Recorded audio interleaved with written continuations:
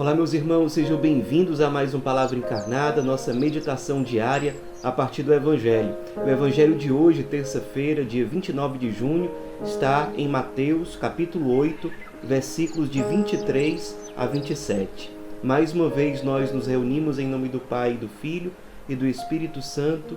Amém. Vinde, Espírito Santo, vinde por meio da poderosa intercessão do Imaculado Coração de Maria, vossa amadíssima esposa. Vinde, Espírito Santo, vinde por meio da poderosa intercessão do Imaculado Coração de Maria, vossa amadíssima esposa.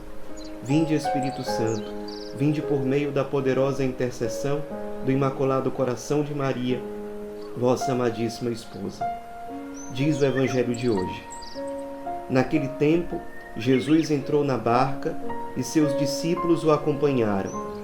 E eis que houve uma grande tempestade no mar, de modo que a barca estava sendo coberta pelas ondas. Jesus, porém, dormia. Os discípulos aproximaram-se e o acordaram, dizendo: Senhor, salva-nos, pois estamos perecendo. Jesus respondeu: Por que tendes tanto medo, homens fracos na fé? Então, levantando-se, ameaçou os ventos e o mar, e fez-se uma grande calmaria. Os homens ficaram admirados e diziam: Quem é este homem, que até os ventos e o mar lhe obedecem? Meus irmãos, nós estamos diante de uma passagem bíblica bem conhecida. Jesus, no meio da sua ação missionária, ele se coloca junto com os apóstolos a viajar para um outro lugar. Eles entram numa barca. Durante o percurso, Jesus dorme, e enquanto ele está dormindo, uma tempestade invade aquele lugar. Os apóstolos ficam muito preocupados e, no fim das contas, eles acordam Jesus, pedem ajuda e Jesus acalma aquela tempestade. A igreja, ao longo dos séculos, tem lido esse trecho do Evangelho e sempre reconhece aqui a sua própria situação. A barca, nós sabemos, nos Evangelhos, que é o símbolo que representa a igreja.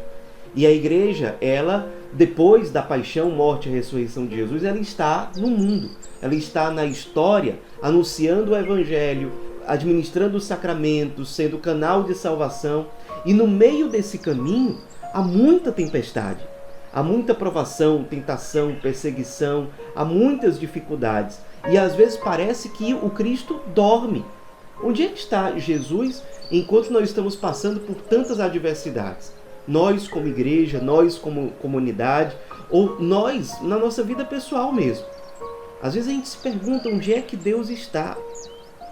E aí eu lembro agora de Santo Antão, que passou por um período de muita provação na vida dele, sem sentir a presença de Deus, parecia que Deus dormia na vida de Santo Antão.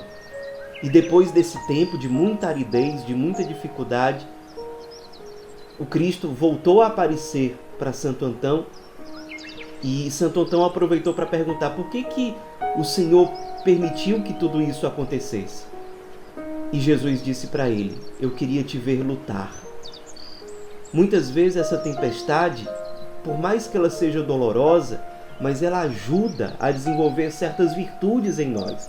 Uma força que talvez sem aquela cruz nós não conseguiríamos, pela graça de Deus, alcançar.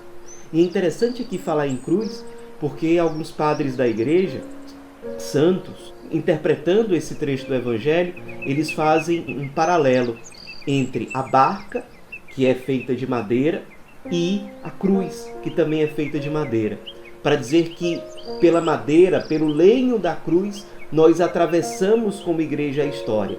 Mas é por meio dessa barca que é a cruz que nós chegaremos no paraíso, na outra margem, na terra prometida. Essa nossa travessia, esse nosso caminho, sim, ele é marcado pela cruz. Muitas vezes ele é acompanhado de perseguições, de sofrimentos, mas tem um modo sábio da gente enfrentar tudo isso. É a gente entender o seguinte: olha, essa provação que está acontecendo, essa tempestade, se está acontecendo e parece que Deus dorme, é porque algo de conversão e de santificação Deus quer que eu tire dessa situação. Ele quer me ver lutar, porque dessa luta vai surgir alguém melhor, mais virtuoso, mais santo. Por isso, falo especialmente para você que está passando por um momento de provação, de aridez. Não pare de lutar. Os apóstolos fizeram uma coisa correta aqui. Ao passar por toda aquela tormenta, eles recorrem ao Cristo, que parece que dormia.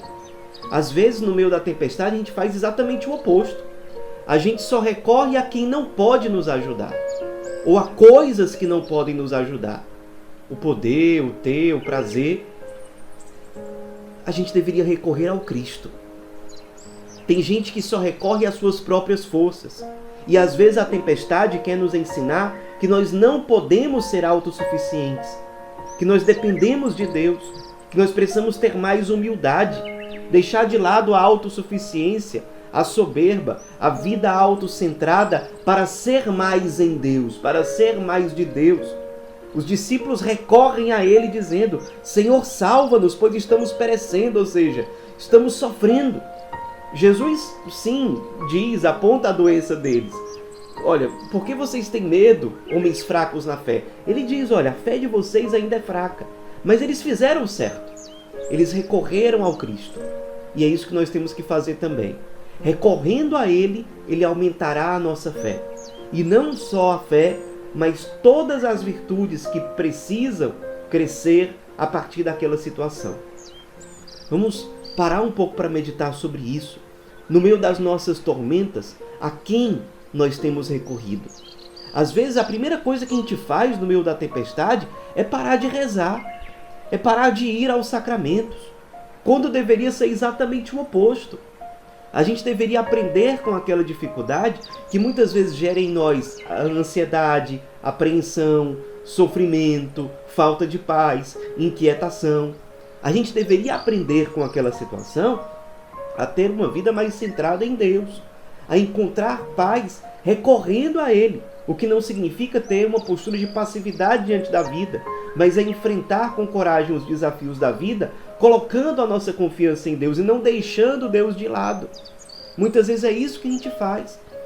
Vamos aprender com o Evangelho de hoje, com o exemplo dos discípulos, com as palavras e os atos de Jesus, a enfrentar com sabedoria as tempestades da vida.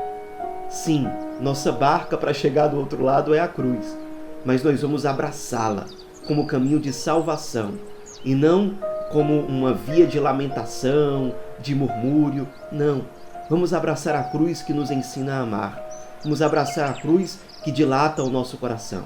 Vamos abraçar a cruz que nos cura das doenças que são o apego ao ter, ao prazer, ao poder, à indiferença, ao egoísmo. A cruz nos cura de tudo isso. E é por meio dela que nós chegaremos na outra margem. Vamos acreditar no Cristo, vamos nos voltar a Ele, vamos ser humildes, vamos nos perguntar: em que Deus quer que eu lute aqui nessa situação? O que Deus quer santificar em mim? Por que essa situação tira a minha paz? A gente vai descobrir muita coisa sobre nós mesmos e vai descobrir muita coisa sobre Deus, que nos ama e que nos quer fazer crescer a partir dessas situações. Que a Virgem Maria, Senhora Pietá, nos ajude a viver essa realidade na nossa vida concreta. Ave Maria, cheia de graça, o Senhor é convosco. Bendita sois vós entre as mulheres, e bendito é o fruto do vosso ventre, Jesus. Santa Maria, Mãe de Deus, rogai por nós, pecadores, agora e na hora de nossa morte. Amém. Em nome do Pai, do Filho e do Espírito Santo. Amém.